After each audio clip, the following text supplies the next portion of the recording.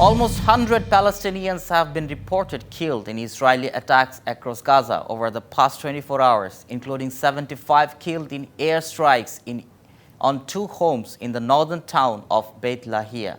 Hunger and suffering among Palestinians in Gaza have reached catastrophic levels. As the ceasefire in Lebanon enters a fourth day, Hezbollah chief Naim Qassem declared a divine victory in his movement's war with Israel.